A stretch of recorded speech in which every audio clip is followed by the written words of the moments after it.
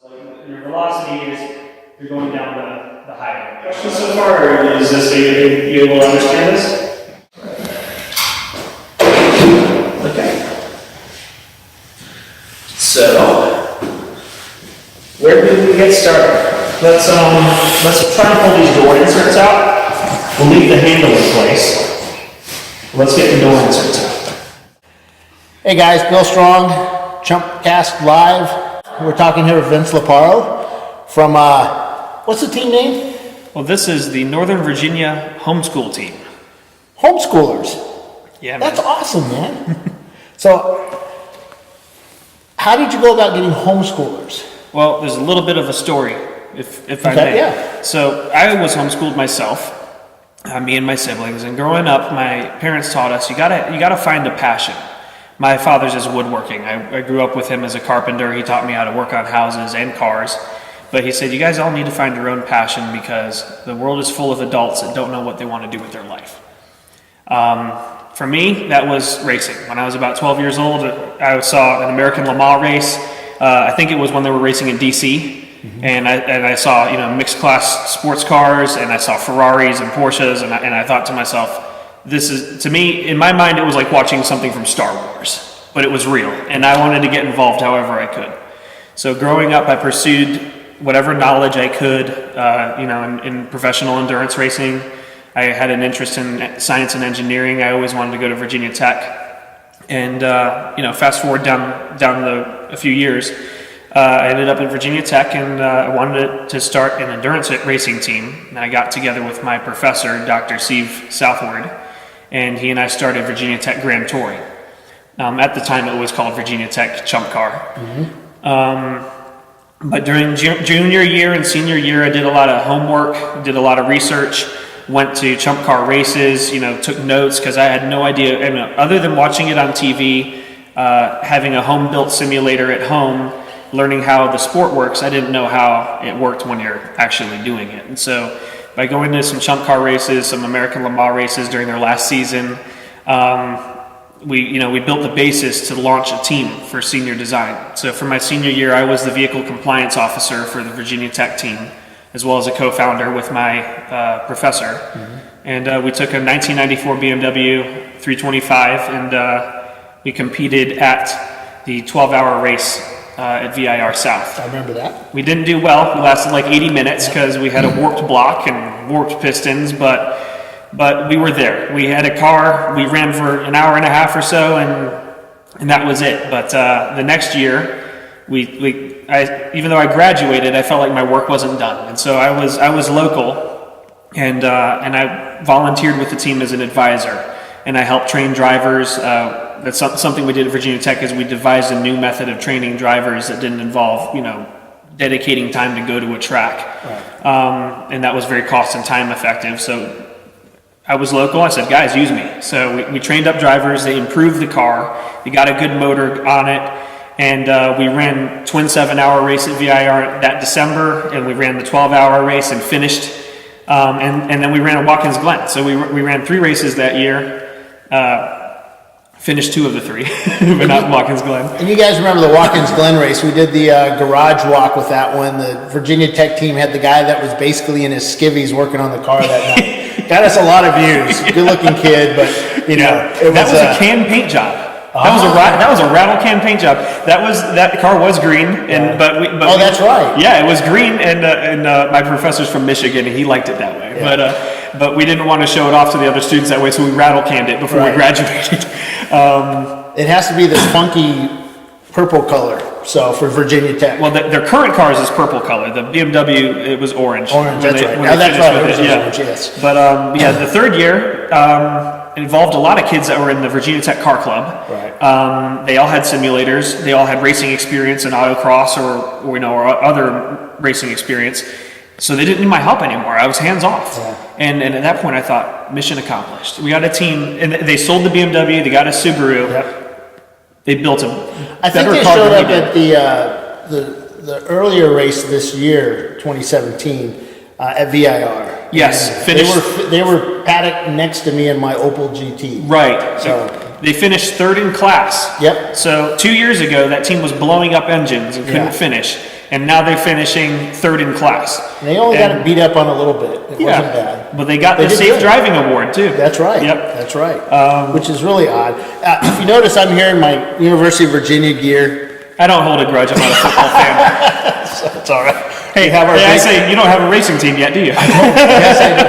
Not anymore. I'm the guy to make it happen. Yep. So, but I looked at what Virginia Tech did after. I mean, they didn't need me anymore, and I thought, mission accomplished. They're competitive. They're safe. They built a second car on their own. How can I do this with as many kids as I can? Right. So, me and my wife, we started writing ideas down. We started cooking. How do we expand what we did, in an engineering capstone project to something that as many kids as you can do as possible. And that's where we came up with the idea for our organization, which is called Education Endurance Challenge. And the Northern Virginia Homeschool team is the first official team with our organization. And our goal is to train faculty to be able to run student race teams, help perform the tasks that involve building the program in an educational environment, help them acquire safety gear, tools, a car, help advise them on the build, provide them with material and curriculum that they can use to, really get a good understanding of what they're doing. And then in addition to that, we want to be able to provide scholarship money for kids that are involved in their school's race team in the same way a kid can compete for scholarship money playing football. And we'll also facilitate competition with the ChumpCar Series. Right. So think of us as a competition within the competition. Cool. Mm-hmm. The car that you chose. Talk about this. All right. Well, I was torn between the two most popular platforms in the series. Just wait for it. And that's why I admire Bill, because the Toyota, it keeps it from being a spec, spec BMW versus spec Miata. Guys out there running different cars. Diversity is what makes this series such a good series. The different combinations of cars, powertrains, even fuel types that we've seen. The different teams. You got pros, amateurs, now students. The drivers. I mean, the more flavors we have in this sport, the better. But yeah, the two best platforms are the Miata and the 3 Series BMW, and the BMW Z3 is like a combination of the two. It's like the best of both. So the car is easy to work on, easier to buy than a Miata. Yeah, I noticed that. The first gen Miatas, the prices have gone through the roof, and half of them are half rusted to hell. Yeah. So this car is in immaculate condition, and we purchased it, and very easy to work on, easy to drive. It's a forgiving car to drive, so students can learn on this very easily, and it's also going to be pretty competitive. Yeah. We hope. So it's a 4-cylinder model, which is a 1.9. Yep, 1.9 liter. It should you'd be able to go like 20 stints without fueling. Right? And the base performance point value is 350. Oh wow! We've calculated that we can do full suspension build, homemade camber plates, spoiler, and front splitter. You gotta have a spoiler. Yeah, it's a race car. So basically full suspension build out, full aero, a header, a sway bar, and a torsion diff, and still have 50 points left over. Oh, cool. Yep. So it is the upcoming cheater car, because we haven't seen too many Z3s. I don't think we've seen a Z3 yet. We've had the Opel GT in Texas that basically used the drivetrain from a Z3, suspension from a Z3 with a Chevy V8. Front or rear suspension? I think both. Because this is E36 front, E30 rear. Yeah. So he had Z3 suspension on the Opel and the V8, and then I think the rear diff and all that was all the BMW too. So, and it did pretty good. They have just reliability issues and they're still tuning the car. So. Yep. Well, it's not a cheater car. It's within the rules. Yep, that's right. So, but it's pretty. It still has shine to it. And the kids were in tonight, and we'll intersperse the video from that into this later on. But the kids were in earlier this evening working on the car. They got it. It was a full car. We were driving it around on the road earlier today, this morning. They started. They took the toolboxes over here, and these kids had never really worked on a car before, and they started taking it apart. So we're talking to some of the children. They range from 6th grade. Well, I count number 12 to 16. Yeah, so one's a senior in high school. The 16-year-old. Yeah, so they're all homeschooled. So when I walked in this evening, he was doing some math up, talking about coefficient, a lot of math stuff I don't do. All my engineering. It's physics. Team, Ballinger, who we spoke with last week, he would understand all this stuff, physics. But I'm sitting over here kind of laughing to myself, just get them in the car and go fast. They don't need to know why, but they do need to know why and why things work. And that's what your project is all about, is teaching them. Absolutely. I learned when I went to attend American Le Mans races, some of the professional drivers said that engineering school and education is the new quick path to professional motorsports. Yep. Because what a driver will figure out through years of trial and error, through feeling his butt in a race car, an engineer will know immediately because he sees the physics behind it. Yep. As an engineer, I can look at this car going down a racetrack and take a still shot of it, and I can it's almost like a cross-sectional view. I can see into the car, I can see what the physics that are happening. But science and engineering aren't the only things that students can benefit from this, right, because it gives you a hands-on learning, it gives meaning to what you're learning. All those equations mean nothing if you don't pick up a tool and do it. Right. There's also, to coin one of the guys that are working with us, he says, cars don't run on gas, they run on cash. Yeah. And professional racing teams have some of the most effective business and marketing models that can be found in the professional world. And for kids to learn some of those skills, to get their team funded by building partnerships with their communities and local businesses, that adds to the learning experience, the professional skill building, as well as the real world experience and hands-on learning. I mean, it's all win-win for the students. Yep. So this car, we had 7 students in today. Was it 7? Yeah. Mm-hmm. So 7 students. They attacked the car. We got the seats out of it, which we made a mistake. We got the battery out first, which we really needed to keep all the electrical parts in to move the seats. Should have done the seat first before anything else. We got the airbags disconnected, and we still need to figure out how to get the airbags out and that kind of stuff. Yeah. But it's once you think you do that, then the kids will just strip this car down to nothing. Yeah. We discovered that the spare tire is not an easy part to get out. It's some of that stuff is not rusted in, but it was in there for good. So the kids get to learn how to, like you said, the physics of it. Then they actually get to go and actually work on the car. How much are you going to allow them to do on the car when you're doing the build? Well, growing up, when I was learning to work on cars with my dad, there was no limit. I mean, obviously they're not going to do any of the welding when we put the roll cage in. They'll be here for that. Yeah. But they'll probably not. But apart from welding and maybe some of the more intricate wiring, they're going to do everything on this car. They'll do the shocks, the brakes, the exhaust, anything on the outside of the motor, the driver safety setup, like the seat, the harness. Maybe the fire suppression system for some of the older kids on the team, but there's really nothing that they can't get their hands on unless you're stopped by something like welding. Right. But a lot of the things that are done on one of these types of race cars, I was able to do when I was between the ages of 12 and 13. Yeah. I was able to change shocks, change mufflers, change brakes. So as long as you're safe, you can do the work on this car to make it race. Hey, my son's 17 now. He started basically when he was. We had him out in the shop as soon as he could walk. Right? Yeah. No, it was under net. He's like 3 or 4 years old. Right. He's out in the shop. I was Troy Trulio's kids are out in the shop since they were babies. He put them in the playpen out there while he's working on the cars. I was 5 years old. He didn't do that, Patty. I swear. I was 5 years old watching my dad change the 22 RE on his 85 Toyota pickup, and whenever I was old enough to hold the tool or change fluid or something, Dad would always put a tool in my hand and show me how to go to work on something. So there's also another school team that races in ChumpCar. Mm-hmm. Do you know about them? The Chandler School. Yep.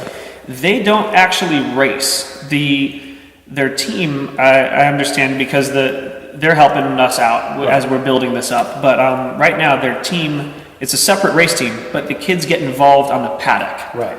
And what I want is to help them get to the next level where the students are doing most of all of it. Right. Obviously, they can't do the welding, but even, how many guys running the sport do their own roll cage? Not a lot, and we do see the ones that do. You really don't want them doing it. Right. I mean, I can weld. I don't trust my life with it, and you really have to. Well, James was making fun of my welds the other day, but my roll cages have been tested in wrecks, and they like, fine, James. Yeah. But I mean, apart from things like there's a couple things that you need a welder for, but other than that, the students can do it. I mean, and I want to see not just kids helping out with another team on the track. Because you could probably even find that in top-tier professional sports. But I want to see that school's car on the track with the student behind the wheel. Representing a school, representing what, that's the future of education and motorsport. Yeah. And I like it because you have kids that they understand the math on paper. Oh, yeah. They understand the physics, but when even you actually get to apply it. Yeah. And, we got a lot of guys out there that backyard. I mean, like me, I've learned how to do this stuff over time, and these kids are going to be out there. They'll be able to attack it and get it first time. And here's we enter like the ethereal concept of this whole thing, but big word, ethereal. Yeah, right. But I honestly don't know what that means. but this is like a futuristic concept. But imagine if kids start doing this. Then they get better at it, and then they get better at it. They're going to start running better cars. Yeah. What if sometime in the future, could be 30 years from now, we don't know, but a kid says 24 hours of Le Mans? Yeah. I won that when I was in high school. Yeah. And now I'm a professional, and I'm going to invent faster than light travel. Yeah. Right? Who knows? So by raising the bar on education, by using this as a tool for kids, we'll also raise the bar for life after school. Yeah. So one of the mothers, the parents were here with the kids earlier too. One of the mothers I was speaking with, and she said that her son, the sixth grader, he reads everything about cars. Yeah. He was a kid up here who was talking about, we were talking about the new Tesla sports car. That's the fastest car ever. And he's like, well, is it faster than the Huracan and this? And he's sure it's faster than the Zonda or, he's naming off all these names, and it's like, this kid knows a little bit. And his mom said he reads everything. Mm-hmm. And she says, when I saw this, I guess you advertise it in the paper or somewhere, you advertise it, and she said, I saw this, my husband and I started talking about it, and we agreed that this is great for him. We went to him, he got all excited, and he was now able to apply everything he's learned into something real life. Yeah. And he was just, he was a little hesitant on getting involved with the older kids, but that happens with the little ones. Yeah. Not little ones, he's a big kid. But he knew what to do, and he knew how to use the tools just by reading. And I think this is great for, these kind of kids. Another benefit, it develops leadership skills. Because when you have younger kids working alongside older kids, I mean, that's a new concept for parents. But in things like football and stuff, it's normal. Yeah. But in a team like this, younger kids, they're kind of like they're like apprenticing under the older kids, and as they grow older, then they apprentice the new younger kids that come in, and the team is able to continually evolve and improve. And that's the model that we see at Virginia Tech and Formula SAE and other long-running established motorsport programs. But it develops leaders, it develops team building skills, communication skills, which is a challenge for a lot of kids. So just more benefits for the kids. One of the things they talked about, the parents were talking about, was because they're homeschooled, they don't really get out with a lot socializing. Because we're out here in what we call the boonies. If you're from the city, this is the boonies. Yeah. Very expensive boonies, but it's a nice area in Northern Virginia. Above route or just west of Leesburg. Yeah, Leesburg. And about an hour west of DC. A lot of land, a lot of really big houses. It's it's not mountainy like where I live, so it's kind of really cool. A lot of horse ranches, and it's nice. And so, but growing up out here as a kid, you probably don't have a lot of friends out here, do you? Yes, he does. You're talking to his sister who's off camera here. Well, a lot of the homeschoolers, they find friends often they find friends at church. Okay. Growing up homeschooled, I had a big circle of friends that I grew up with through church. But then also they have co-ops where they get together for class once a week because quite often the moms specialize in something and they teach classes. I'm a public school kid, so I know nothing about this. Yeah. All right, so to the car. So what's the plan on the Z3 here? Tell us what year is it? 1996, 1.9 liter 4-cylinder. It's BMW's Miata, and it drives like one too. I mean, it's a really good car. Plan is to get this built up, hopefully to compete in the 12-hour race in March at VIR.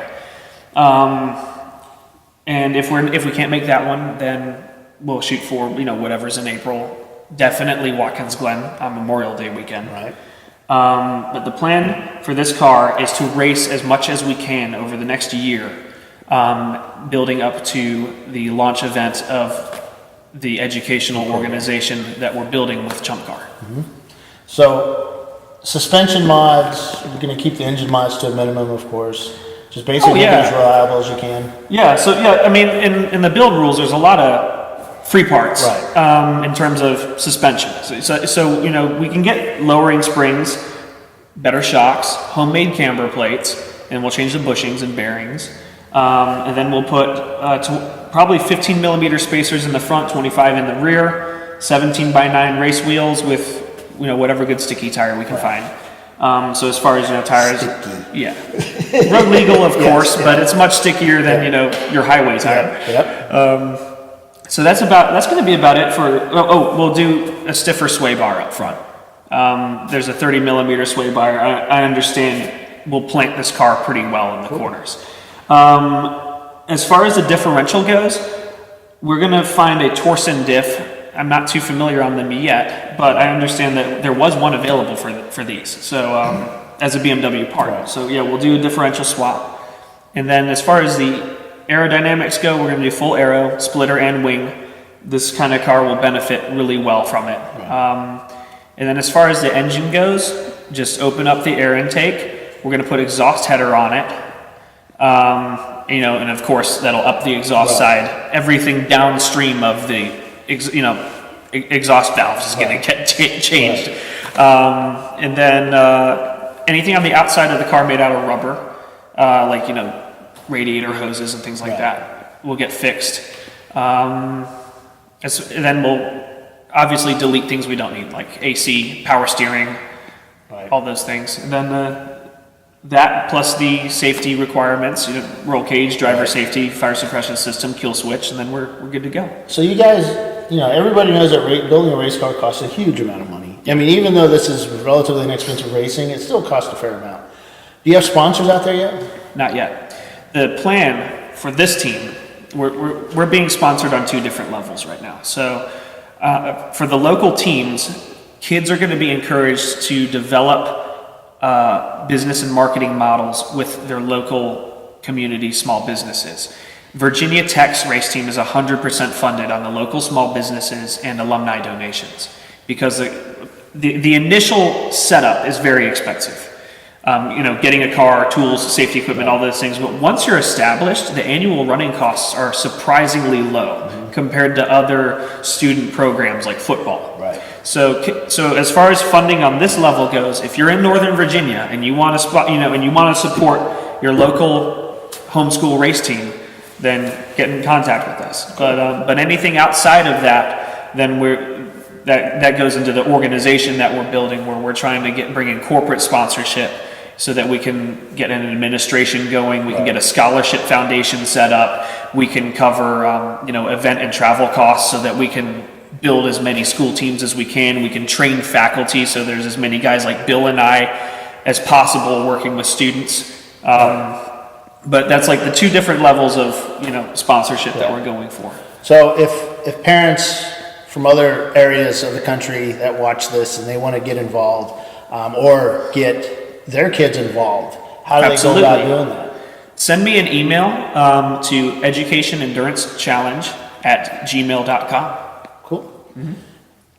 Cool, man. And thanks for having me out here this weekend. Anytime, man. It was fun. I had a blast. I saw you having fun with the kids, man. We jumped in with the kids and started tearing cars apart and, trying not to break parts. We got a battery out without getting acid everywhere. And it was a little leaky in the back, but it looks okay. It's not bad. The kids had their first accident, and I say that thumbs up. Nobody got hurt. They discovered that when you open all the drawers on the toolbox falls off the work stand. Yeah. What's funny is people stood back and watched it. No one tried catching it. Yeah, they were trying to catch it. So, and they went back to work, and as soon as it was over, it's like, oh, look what happened. Look what not to do. So we had a learning experience there. And it's actually a pretty darn cool program. The kids had a blast. The parents loved it. We'll see how they are at 2 o'clock in the morning at an endurance race. So that's the trial by fire. But they'll have the most fond memory of that, though. Cool. And so, something I want to say for the kids is homeschooling or getting your kid involved in something like this really empowers them, because their brains are like sponges. They'll soak up whatever information you can throw at them. Their kids are quite often, they'll surprise you with how capable they are. And so, I highly encourage you, get your kids involved. So. Well, this is like the kick butt shop class. Oh yeah. That homeschoolers might not get. Well, maybe you've heard of the First Robotics League. Yes. This is like that on steroids. Yeah. Yeah. Yep. Yeah, we didn't have robotics when I went to high school. Mm-hmm. We didn't have electric. We had a stick. Sorry, that's just Chip. Hi, Chip. All right, cool. Thanks, guys, and we'll be back next time with another shop visit, and we'll be back to visit you guys as your project comes on, because you're not that far from me. So nice seeing you guys. Yeah, and we'll see you on the Virginia Tech video too. Thank you. Wait. All right, guys. So what I found was it's too deep for this socket, but it's too shallow.